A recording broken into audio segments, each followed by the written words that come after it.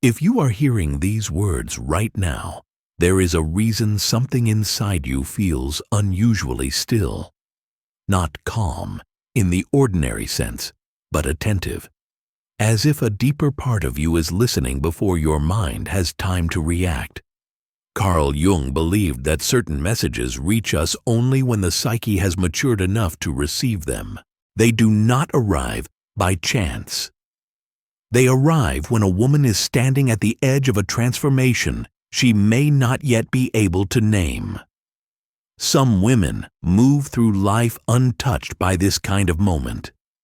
Others are shaped by it. If you have ever felt that life has been testing you in ways you could not explain, this is not coincidence. This is initiation. There are women the universe watches more closely than others, not because they are superior, but because they carry a depth that demands refinement. These women sense things before they happen. They read emotional undercurrents instinctively. They feel drawn toward truth, even when it costs them comfort. Jung described this as a numinous quality, a sacred psychological charge that places certain individuals in a different relationship with life. For these women, existence is not merely something to endure or enjoy. It is something to be understood, integrated, and lived consciously. And that kind of consciousness is never given freely. It is earned through silent trials. The universe does not announce these trials. It disguises them as ordinary struggles, emotional storms, or periods of loss. To the outside world, these women may appear unlucky, overly sensitive, or unstable. But beneath the surface, something else is happening. The psyche is being shaped. The spirit is being tested. The old self is being dismantled, so something truer can emerge. Jung believed that when the unconscious begins to awaken, life responds by breaking the structures that no longer support growth. For women with hidden spiritual power, this process is rarely gentle. It is precise, it is demanding, and it is purposeful. The first silent trial often arrives before a woman understands who she is becoming. It comes as isolation. Not the kind that can be fixed by company, but a deeper separation that exists even when others are present. While people around her seem to blend easily into groups, routines, and identities, she feels different, as though she is observing life from the outside. She may have relationships, she may be socially active, yet there is a persistent sense that she does not fully belong anywhere. Jung referred to this as the individuation impulse, the psyche's pull toward authenticity. For women of hidden spiritual power, this impulse is strong and early. This isolation can feel like rejection. It can trigger self-doubt. She may wonder what is wrong with her, why connection feels effortful, why familiar environments suddenly feel suffocating. But Jung understood that this separation is not punishment. It is preparation. The universe removes these women from excessive noise so they can hear their inner voice. If they remained constantly surrounded by opinions, expectations, and distractions, they would never learn to trust their intuition. Isolation becomes the training ground of inner authority. When she is alone, truly alone, something awakens. She begins to sense guidance that does not come from logic. She notices patterns, synchronicities, and subtle messages others dismiss. Her inner world grows vivid. Questions surface that cannot be ignored. Values shift. Priorities change. This is the moment many women resist. They try to return to the familiar, to fit back into roles that once felt safe. But the women who pass this trial are the ones who stop fighting the solitude. They allow themselves to be shaped by it. And in that surrender, they realize something profound. They are not lonely. They are being tuned. The second silent trial is emotional intensity. Women with hidden spiritual power do not experience emotions lightly. Their inner life is rich, alive, and demanding. Love touches them deeply. Betrayal cuts sharply. Loss reshapes them entirely. Jung believed that emotion is the language of the unconscious, and for these women, that language speaks loudly. At first, this intensity feels like a burden. They may be told they are too emotional, too sensitive, too reactive.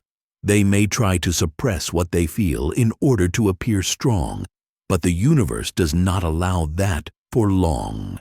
This trial is not about suffering endlessly. It is about learning emotional mastery. The universe watches how she responds to her inner storms. Does she numb herself? Does she project blame outward? Does she collapse into self-pity? Or does she sit with her emotions and listen to what they are revealing? Sacred power cannot exist in a woman who is ruled by her feelings, nor in one who denies them. Emotional sovereignty is required. Jung understood that emotions carry intelligence.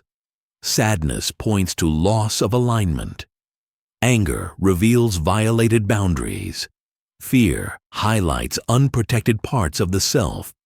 Longing exposes the future self calling from ahead. Most people never learn this language. They run from discomfort. They distract themselves. They drown emotion in activity. But women with hidden spiritual power do something different. They turn inward. They ask questions. They allow feelings to teach rather than destroy. Over time, they learn to read their emotional landscape the way a sailor reads weather. This does not make life painless, but it makes it navigable. Once a woman understands her emotional world, she becomes unmanipulable.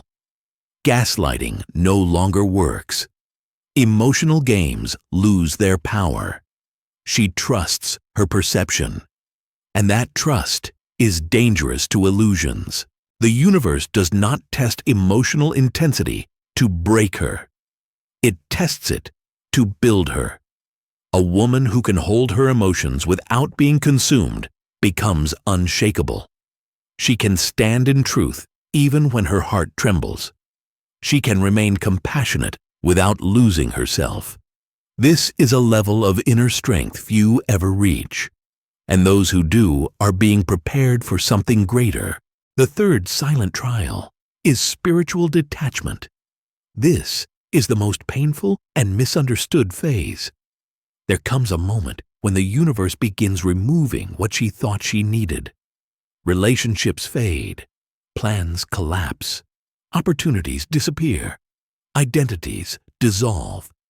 It feels as though life is being stripped away piece by piece. Jung warned that the psyche will dismantle anything that stands in the way of growth.